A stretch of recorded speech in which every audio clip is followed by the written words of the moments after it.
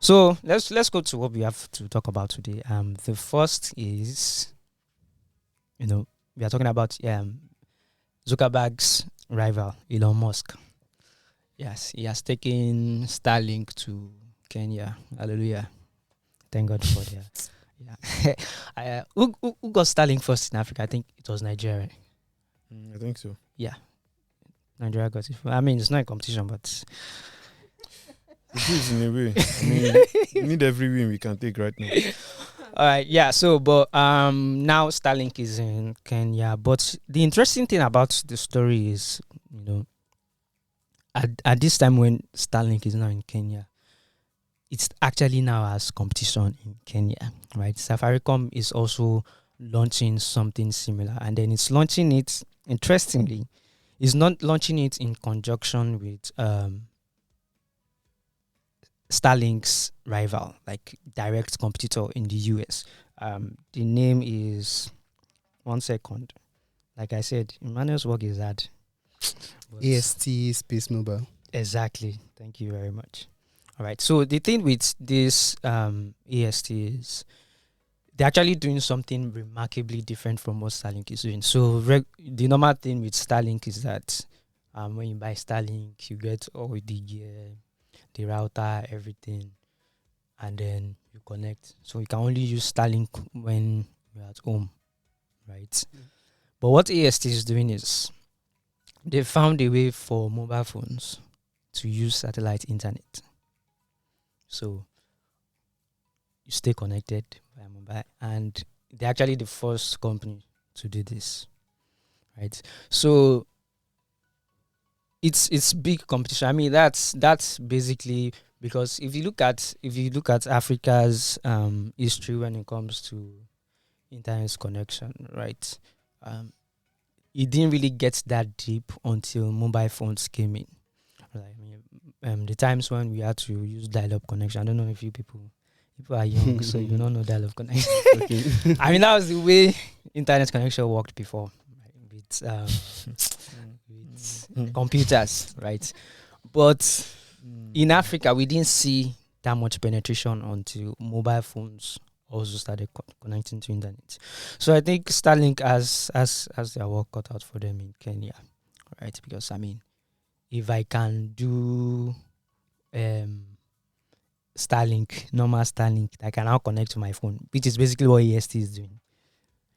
That is a total game changer. What do you guys think? You think Starlink can survive AST? It's something as innovative. How are they doing? How is AST doing in the US? Very good question. And I will reiterate, right? How difficult Emmanuel's job is. In other words, you don't know. But really, if it would depend on how much progress they've made. There's a Elon Musk hype, but maybe there's a reason why we don't hear them a lot.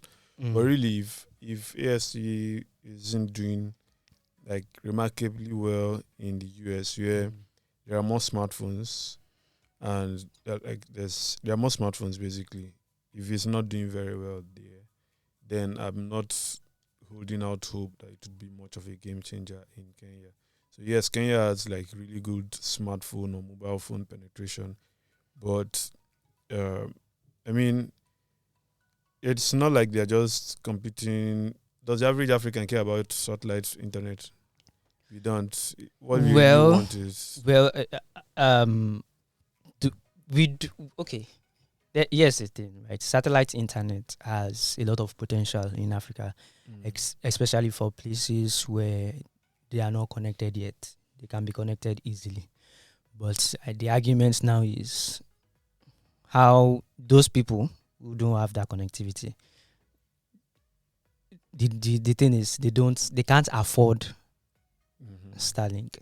Right. But Starlink has the potential to connect them, right? Because those places where MTN, Airtel, Glo cannot reach, Starlink can be there. Right? But then those people can't afford Starlink. That's the issue. It's basically a chicken and egg situation that they call it. They need Starlink, but they can't afford it. But I think I've been seeing a couple of tweets, maybe from people who it's already available. Like Starlink is already available in Kenya, right? I think from some people who have already gotten to Use it. use it, and it's very similar to what happened like in the early days when it launched in Nigeria, and obviously the people who could afford it will rush to get Yeah. it, thinking it would replace the MTN and the likes, and then all the reviews that were coming back were that okay, it's your regular network may actually even perform better, and like you said, it is more beneficial to in regions where where there's no connectivity. exactly where there's no connectivity, but then you now have this problem where these people They can't can't even afford it. afford those services. Yeah, so I mean, it's that's a very interesting thing that you brought up. I remember when Starlink first got to Nigeria, and we saw the reviews where people were saying, yeah, it's fast, things like that. But I think it was Fisayo that said it was not good for uploading because it was really slow. So his MTN 5G was actually better, right? You get to some places. I think I've been to places in Lagos where I'm getting up to over 100 megabytes per second speed, and Starlink, I think Starlink in Nigeria right now, it won't give you more than 250. I think it won't give you more than that. So, but some of the people I spoke to, they actually prefer it over the normal mobile network that we have now. Are people who live in, like, I know a guy, saw this tech bro that just likes to stay in all these secluded places and like do their work. So he says it's good for him because where he is, the network isn't that good. So Starlink is like awesome for him. So this, I think that it's probably going to be a key selling point for AST, right? AST Space Mobile. That's the company Safaricom is working with to provide satellite internet. So it's going to be a huge selling point for them if I can afford. If they can make it affordable enough, that's because you can already use it with your mobile phone, right? That eliminates the cost of getting a lot of things Starlink wants to give you. Starlink wants to give you the dish, they want to give you the router, all those things. So definitely cost is coming down, right? So Okay, will this one not necessarily need all those setups before you can? I mean, it's connecting directly to my mobile phone, Okay. so may not need all the setup, Okay. right?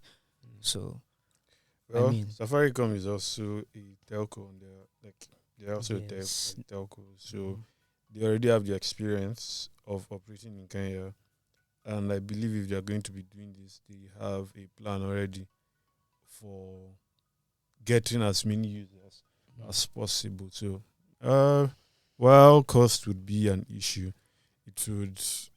I mean, they probably have a plan, so we would see how it goes. Yeah. Okay, so Yes. I'm actually seeing that Okay. from the article that Victoria wrote. Mm. I think it would actually still have the router and the dish and all of Okay. that.